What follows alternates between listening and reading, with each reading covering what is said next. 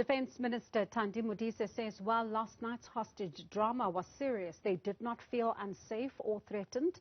Modise has, however, condemned the military veterans' actions to hold them against their will. She has described the experience as uncomfortable. Modise says while the veterans' concerns are legitimate, they had no right to resort to such actions. 56 of them were arrested last night on kidnapping charges. Modise, her deputy Thabang Makwetla, alongside Minister and the Presidency Mondli Gungubele, were held hostage after a meeting with the military veterans degenerated. I am sure that people will think about state is weak because, no, I don't think we should go there. We should say that we are very proud as South Africa to engage, to sit amongst our communities and amongst our military vets without thinking they would kill us. We should also take it further, Minister Gungubele, to say, in fact, at some point they were singing liberation songs, and some of us joined in because they were our songs too. Therefore, we did not feel that our lives were at danger. We were unhappy about being refused to leave when the meeting clearly had aborted. We do not think that any citizen, whether they had volunteered to fight for the liberation of this country, has any right to interfere with any individual, whether that individual is a minister or an ordinary citizen's right to sit or to walk or to do whatever. That is the crux of what we are taking issue with here. Every citizen, every South African has the right to sit, to walk where they want, and therefore no legitimate demand of any citizen gives that citizen the right to deprive the other citizens. That is what yesterday was all about. Let's get more reaction to the story. We're joined by former Director of Operations of the Azanian People's Liberation Army, Letlapa. Mphahlele, good evening to you, and thank you so much for your time this evening. Are you surprised that things got to this point? I'm not surprised at all. This is just a symptom. It's a sign of something that has gone fundamentally wrong. Not only since 1994, but pre-1994, when we had Kruedeskir Minet, Pretoria Minet, Codesa, etc. I think that's where the freedom fighters were sold on the platter of convenience. And I'm going to ask you to elaborate on the freedom fighters being sold, but you spoke about something that has gone fundamentally wrong. What, in your view, has gone so fundamentally wrong that we found ourselves last night in shock and horror, after learning of this unfolding hostage situation? Well, what went fundamentally wrong is that we did not learn anything from history. Fortunately, already we had a template. Remember that this country went to war in 1914 to 1918 and again in 1939 to 1945. And each time, those soldiers who were white returned from the battlefield were rewarded with tangible things like land, university exemptions. For instance, a man who is held in high esteem, definitely by communists in this country, Joslovo, had standard 5 when he went to the Second World War. But upon his arrival from the battlefield, he was given a university exemption, which means he was empowered forever. And some of us argued that all returning members of APLA, Azanla and MK, had to be given university exemptions so that they're empowered forever. If someone left the country when they were doing standard 5, like some of us, you expect them to go and continue with standard 5. So we do not have that. And I don't want to talk about the land, because land, even people who are not freedom fighters are starved of the land. But of course, it's a fact that the white people returning from the war were given tangible things like the land. And soldiers of APLA, MK, and Azanian deserve that as well. But it was overlooked. So this is what went fundamentally wrong, because just like our forefathers who were given trinkets like bicycles and coats, we were given a lousy 32,000 once-off payment, I think. What do you do with 32,000 if you are being that is demobilized from the army? That is nothing, basically. Is that what you mean when you say then that freedom fighters were sold on a platter of convenience? Yes, definitely, they were sold.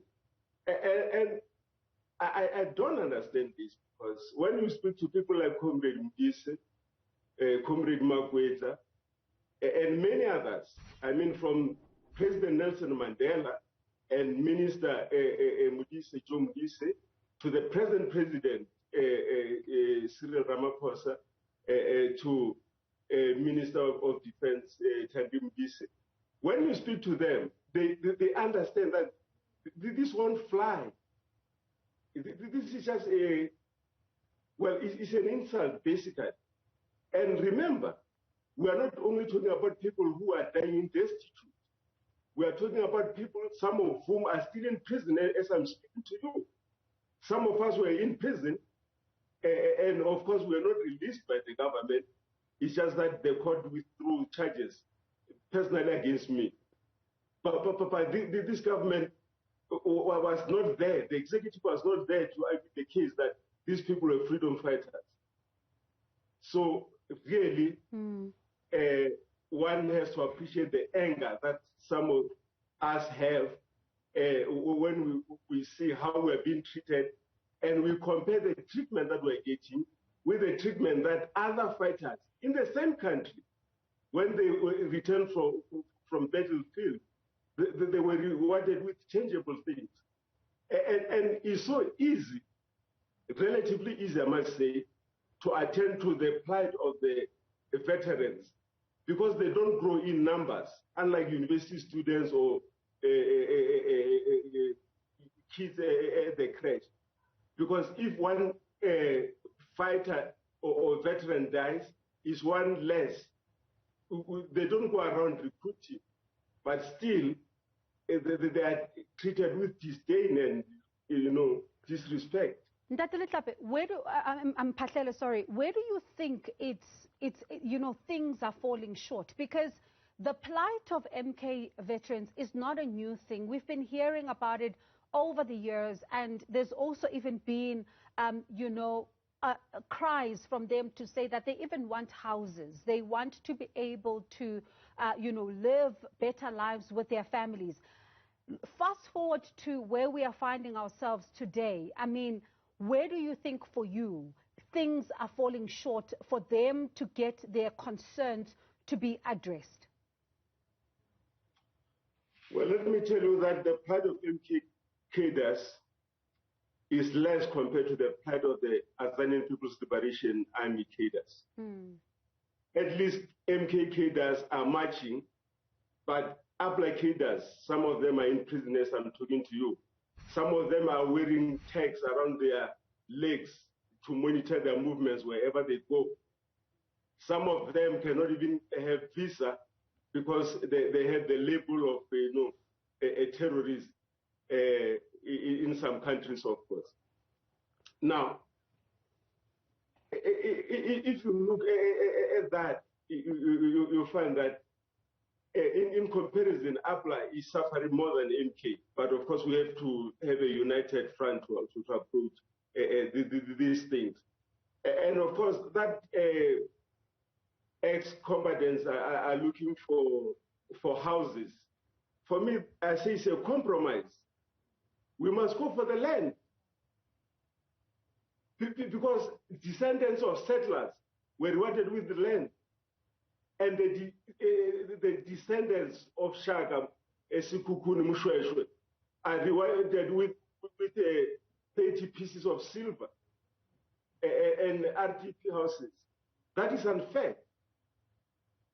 Now, when we listen to what the minister and the presidency said earlier on today, he said, and I quote, government is going to great lengths to address the issues faced by military veterans in the country. Some of what they say is being done so far in order to try and resolve their issue. They say there's work that has begun around the review of the special pensions, work around the presidential pardons and expungement of criminal records for some of the members. They talk about social relief of distress and the housing for their members, and also the provision of land for farming and human settlement. I'm just counting a few here. Do you get a sense from where you're standing? Because while I'm listening to you, it doesn't sound like for you any of what is mentioned here rings true.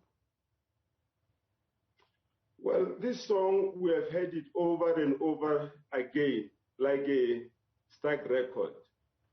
But of course, if there's going to be movement, well, we will accept it.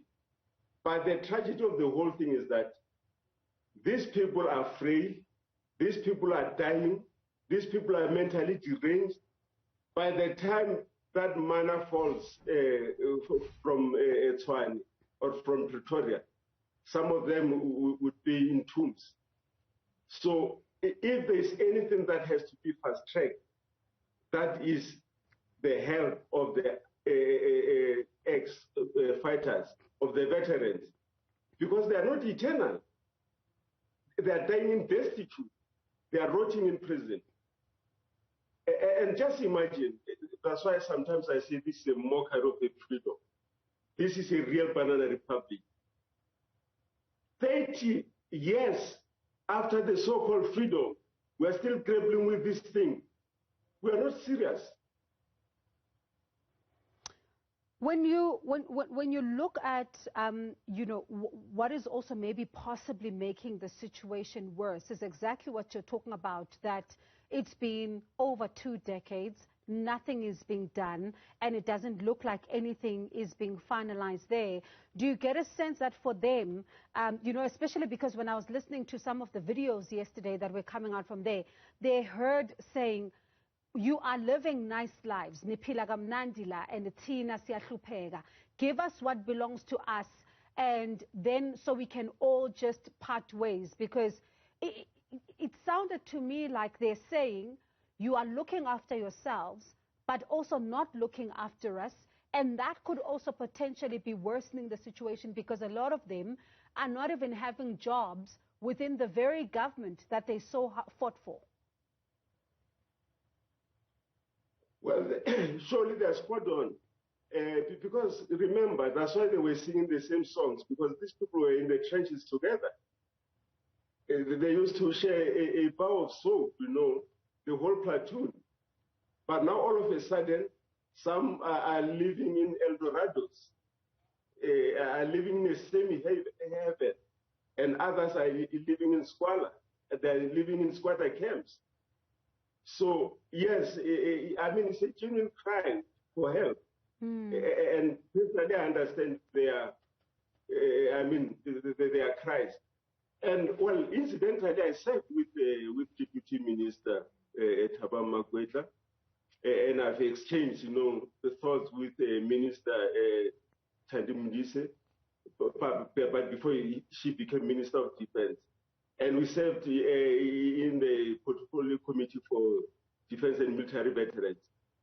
What surprises me is that when we meet around the table, we all agree that something has to be done. But why we don't do it, I don't know. Do you think we could find ourselves back here again in a situation like last night? Well, it's like someone going to hospital and is not given any treatment, any attention, and is taken back home, asking whether he's going to suffer the same illness. Well, definitely yes, unless we provide not a painkiller, but a thorough cure to this malady. Then we are going to go back to square one. And remember that the people who staged that, who collided with ministers, apparently the organization to which they belong is not yet recognized by the government. So for a long time, they were dealing with APLA MVA and with MKMVA, which I must say are mild relative. But if we don't treat this, we may still have another more militant offshoot, which is going to make things even worse. There are reports that are suggesting that the veterans are demanding a gratuity payment of around 4.2 million rand each from the government. This is for their service in the struggle, and they say that, of course, this is also because they fought in exile again, during apartheid, but they're also struggling. Do you think this is a fair figure? Well, I would say it's a bit too much. If there was no corruption around COVID-19, if there was no arms deal corruption, if there were no series of corruptions at local, at provincial, at national level, because billions and billions of rands have gone down the drain, this figure may as well be reasonable. Just imagine every billion that was wasted through corruption, I think put together could have solved the problem of the veterans and other problems of teachers, of nurses, of doctors, etc. For you, how do you see this?